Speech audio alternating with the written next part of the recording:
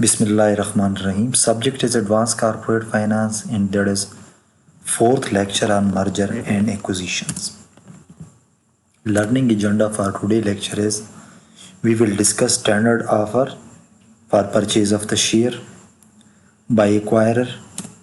We will discuss defensive tactics used by the target company in order to defend the acquisitions. Third is anti-takeover amendments and other devices. That means that the company, which amendments the company made to protect themselves from acquisition. What are empirical evidence that are available till date and given by the empirical research on anti-takeover devices? That anti-takeover devices decrease or increase the shareholder wealth. Decrease shareholder wealth or increase shareholder wealth or decrease shareholder wealth. These anti-takeover practices. What are strategic alliances other than acquisitions? So moving further, what is tender offer? Basically,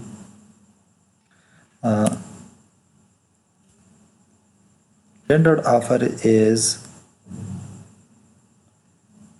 company offer to buy current shareholder stock at a specified price, often with the objective of gaining control of the company. This offer is often made by another company and usually for more than present value, present market price of the company. Let's suppose A is acquiring firm and B is the target firm.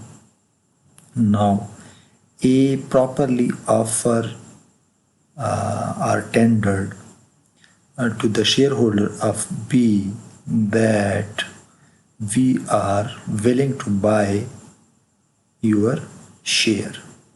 That is properly advertised in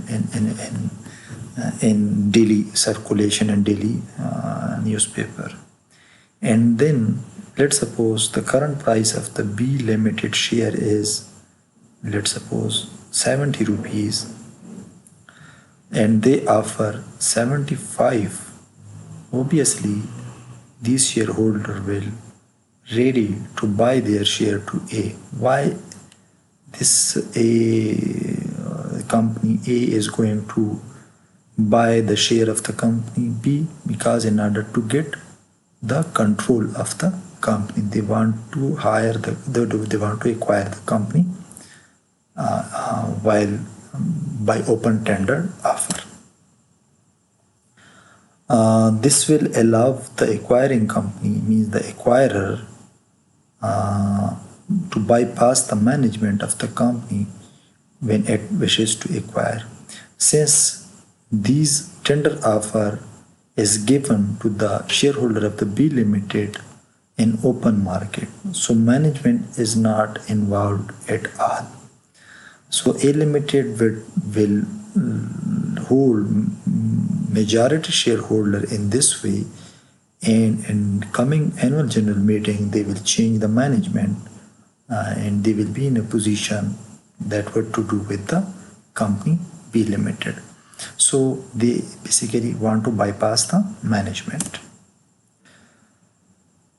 In any country, even in Pakistan, it is not possible to surprise another company by giving a tendered offer and then buying in one day with its acquisition, because Security and Exchange Commission of Pakistan require extensive disclosure regarding when you are going to give a tendered offer to any company. Tender offer is oftenly communicated through financial newspaper. As I told you that it is necessary that the company have to give a tendered offer in one Urdu newspaper and one English circulating daily.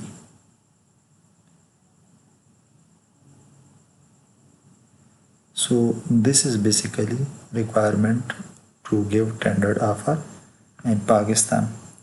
In direct mailing, if shareholder list can be obtained in timely manner, they can directly mail to the shareholders about the tendered offer, but it will not be kept secret. And even it is not possible to direct mail the offer to all shareholders simultaneously. Secondly, two-tier offer, tendered offer, occurs when bidder offers superior first-tier price. For example, they say that we will buy 1 million share at, let's suppose, 79 rupees of A Limited. That is first year. And then say that rest of the 2 million will be at a rate of 71 rupees. Again, there is 1 rupee incentives, while for the first 1 million is 9 rupee incentives. For a specified maximum number of share and simultaneously offer to acquire remaining share at a second tier price. Why they give incentives to early investors who give them early share? Secondly, if they are able to control the company, having 1 million share, they are eager to pay high prices. For the rest of the control, they are paying less price for these 2 millions. So that is called two-tier tendered offer. What are defensive tactics?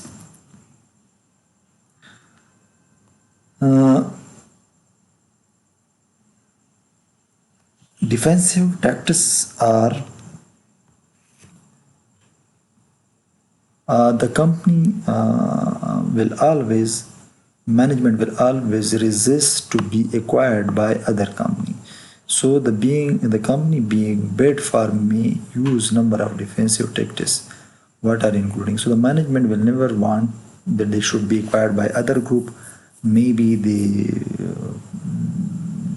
introduce downsizing or any other type of strategy which will harms the management jobs, and the management may lose the jobs. Therefore, the management will try their best to defend by acquiring tactics. First is, what is the first tactic? Persuasion by management that the offer is not in their best interest. So the management will try their best to convince the shareholder that this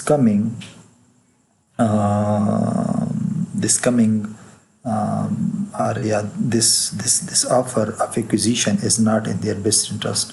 It will not increase their value. It will not contribute to their shareholding price or dividend in the future. Second is, if possible, they will take legal action if there is any option is available against acquisition. But in law, such type of acquisition is not prohibited. A company are free to acquire a company if they have resources to acquire the company. So there is no obvious law available to take legal action against any acquisition. Although if this acquisition result in monopoly, then it can be challenged in Competition Commission of Pakistan to stop the acquisition. So monopoly is not allowed. So in this case, it can be challenged in the Competition Commission of Pakistan. Increasing the cash dividend or declaring a stock splits to gain shareholder support. Maybe the management announce or declare a cash dividend that the current shareholder give them a support, then not to sell their shares to the acquirer firm, or they make a stock splits means 2 for 1. If anybody have 1 share, now he would have 2 share. So the shareholding base increase, then it is hard for the acquirer to acquire the company. Is the last resort looking a friendly company that is called white knight to purchase them. If we feel that the hostile takeover is not possible to stop, if the management fail to stop the hostile takeover, then they search for a company which is called white knight to take over the company. Who is white knight? White knight is basically a company, a friendly acquirer. Who will be a friendly acquirer? The company that are in the group are the company that will not treat the management as their enemy, but they will allow them to work in the same company, and the entity will not be merged. It will be allowed to work as a separate entity rather than selling its assets and merging it in the acquirer management. So at the invitation of the target company, purchase share from the hostile bidder or launch a friendly counter bid in order to frustrate the initial unfriendly bidder. There are two ways: either they will buy their share from hostile bidder, or they will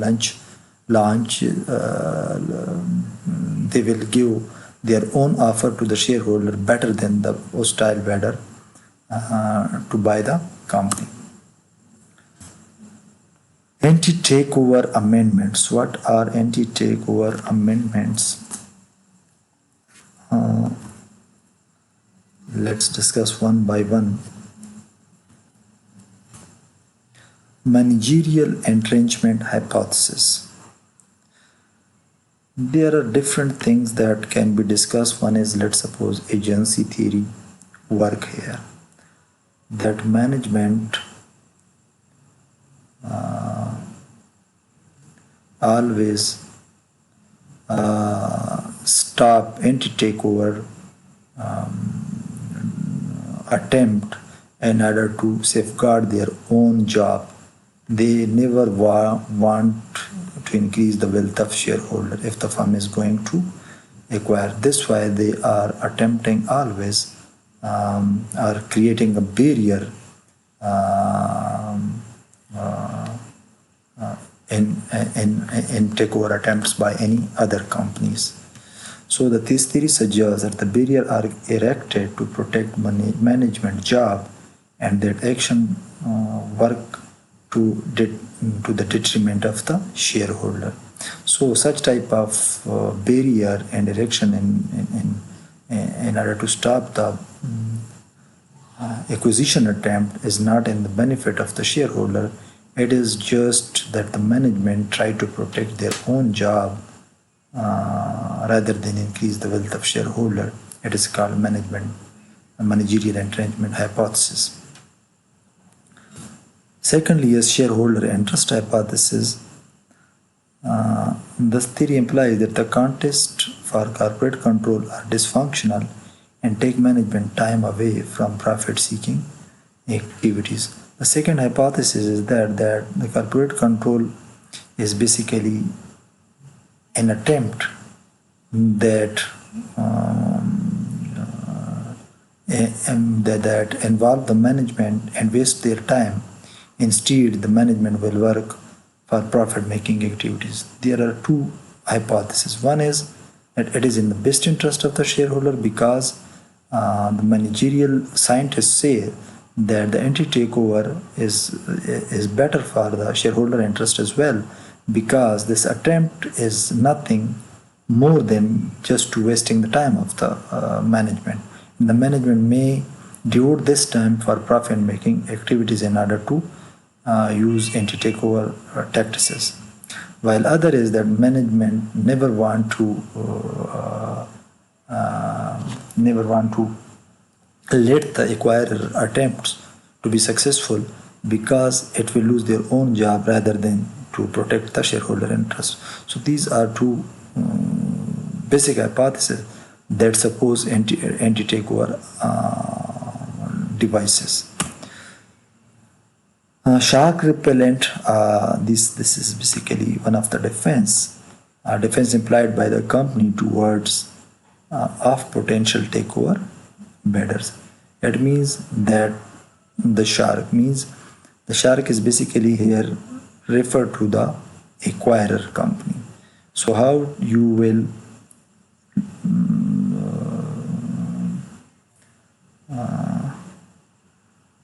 how the target will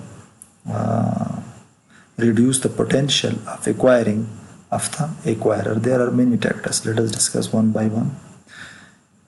These are amendments. If there is a stager board means that all directors are not retired at the same time. Half of the board retired now and half of the board retired afterwards. So the this type of board of director is bit experience and director experience are on continuous basis. For example, 2 director retired at this stage. Sorry, 4 director. If there is 8 members, 4 director right now, and 4 remain for the half 2 year. Again 4 retire here, 4 remain this one. So stager board is basically the board that have that are experienced board, and the experiences of the old directors remain in this remain in the board. So these expertise of the director better evaluate the acquirer attempt. Changes the state of incorporation. May the company go private from public to private. That is, that they will change the state of the incorporation. Now, if it go private, then the public limited company will never be in a position to buy its share.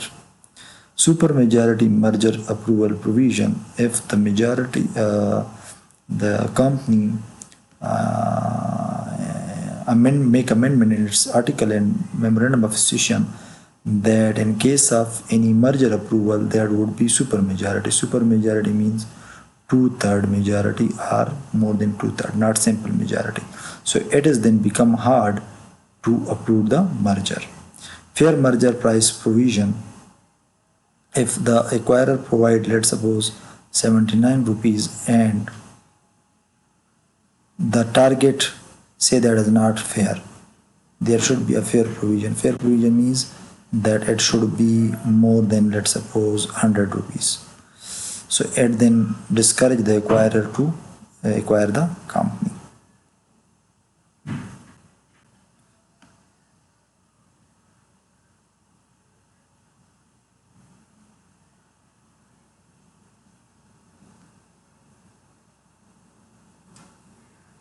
So there are other tactics as well.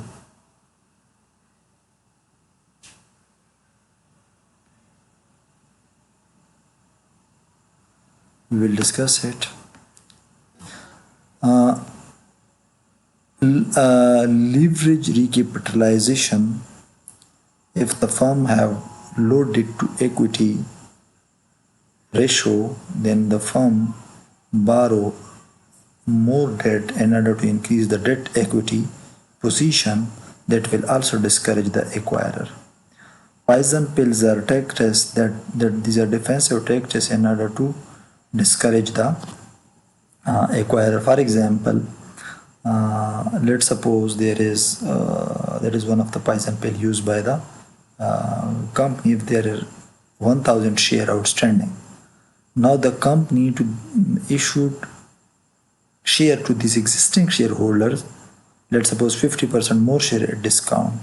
50% more means 500 more share will be issued at discount, and these existing shareholder will buy it, and because at discount they will share these sell this share in open market on a profit. So now the company will have 1500 share outstanding. What will happen now? It will be very hard for them. In this case, only 500 share purchased by the acquirer will get 50% control. But in 1500, 500 will not work. So it will discourage by increasing their shareholding base. Standstill agreement is one of the agreements that are made with the shareholders or with the acquirer that are about the provision in provision about the acquiring, provision about the share price, provision about the approval of the acquisition, provision about the vote of the voting rate of the share, provision about the exchange ratio. So all these are discussed in these still stand agreement that are made by the target company or by the company who feel threat from the acquisition. Premium buyback offer. Sometimes the company give its own shareholder an offer that they will buy back their share at, let's suppose, at premium. For example, it is right now at 70 and they give them offer that we want to buy this share by 80, 10 rupees premium. So it will also be one of the tactics, anti-takeover tactics by the company. Empirical evidence on the takeover, anti-takeover devices or tactics. Empirical results are mixed in determining anti-takeover devices in the best interest of the shareholder or not. These research are basically conducting that what are its impact on shareholder wealth. So shareholder wealth is always dependent variable. What are the tactics will do to this shareholder wealth? What tactics increase shareholder wealth? What tactics decrease shareholder wealth? All research are basically around about it. Standstill agreement have negative impact on the shareholder wealth or share prices of the company.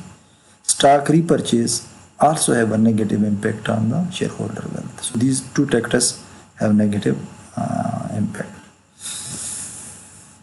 For the most of the part, empirical evidence support that management entrenched hypothesis because negative share price effect.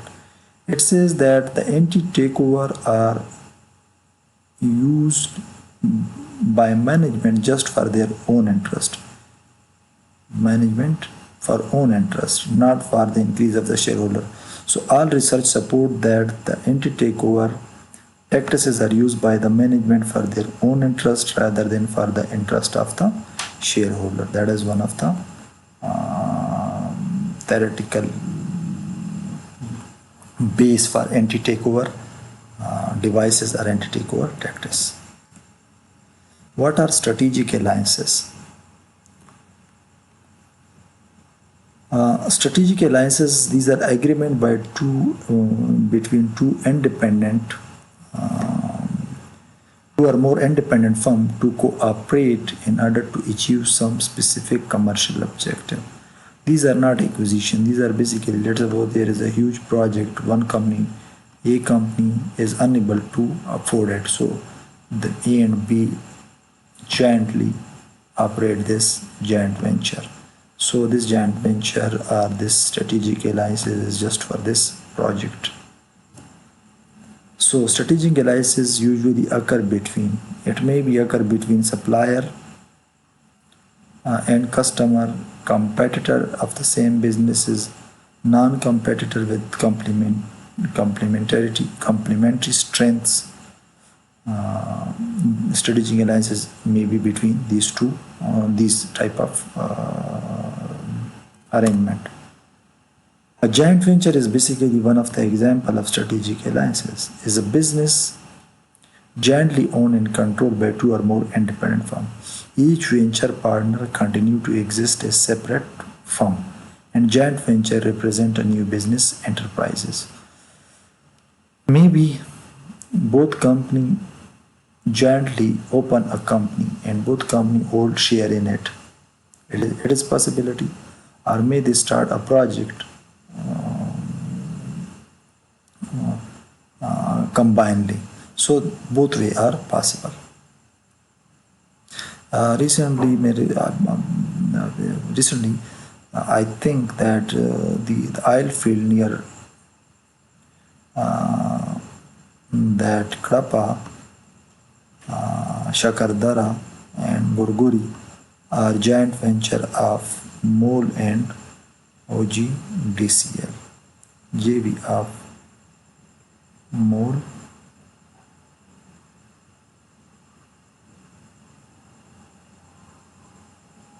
and OGDCL. Thank you.